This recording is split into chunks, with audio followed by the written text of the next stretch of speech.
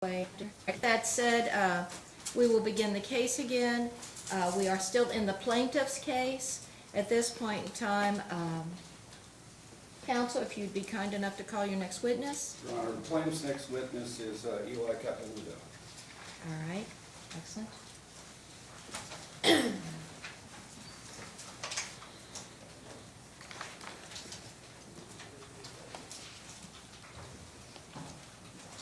All right, Mr. Abell, I take it you will be questioning today. Yes, Your Honor. All right.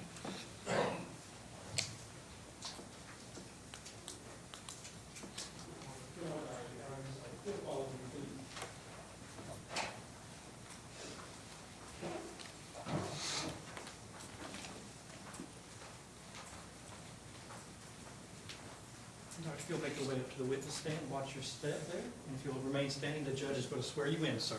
Yes, sir. And if you'd be kind enough to raise your right hand, do you swear to tell the truth, the whole truth, and nothing but the truth, so help you God? Yes. All right, and then if you'd be seated, and once you are seated, sir, I'd ask that you please state your full name for the record. Sure. All right, thank you. Mr. Abell, that will be your witness. State my name now. Yes, sir. Eli Capilouto.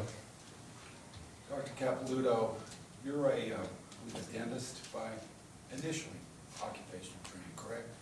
Yes, sir. It'd be proper for me to refer to you as Dr. Capilouto. That's That all right? fine. That's fine, sir.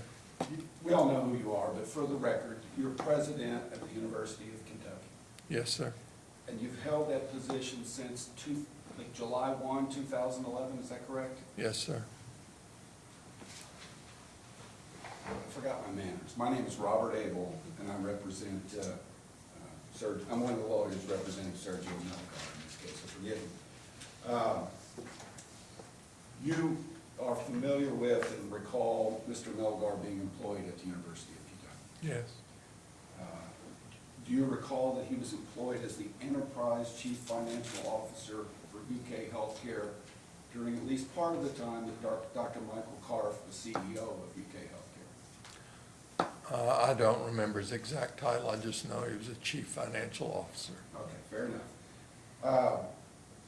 And from time to time, while Mr. Melgar was working at UK, he was present and participated at meetings regarding various issues at the university, at which you were also present. Is that fair? Yes, sir.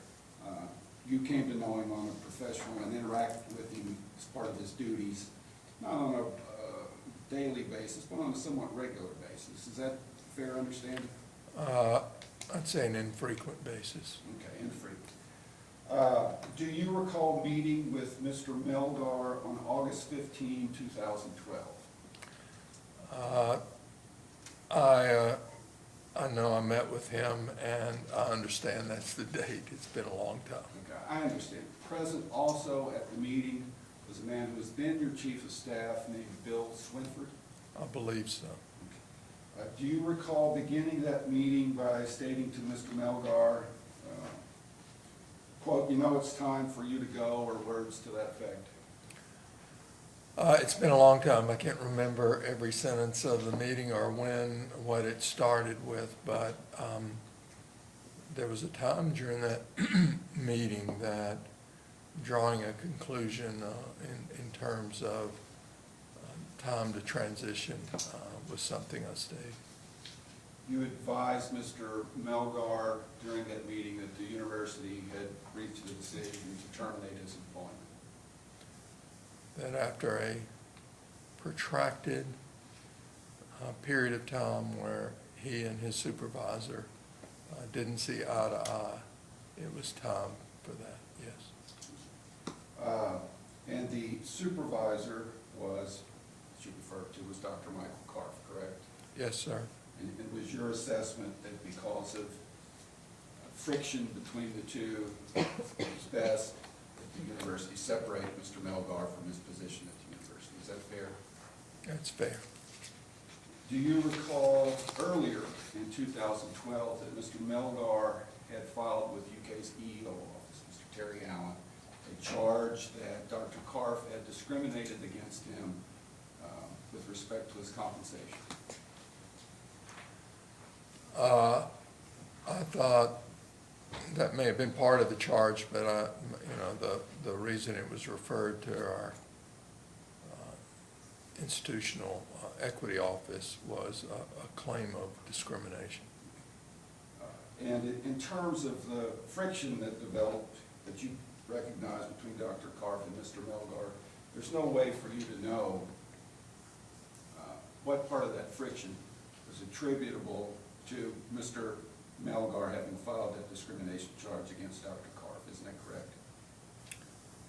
Repeat that again? All right. In terms of the friction between Dr. Karff and Mr. Melgar that you saw, there's no way for you to know how much that friction was rooted in the discrimination charge that Mr. Melgar had filed. Is that fair? I think that's fair. That's all the questions I have. Mr. Salisbury? Thank you, Your Honor.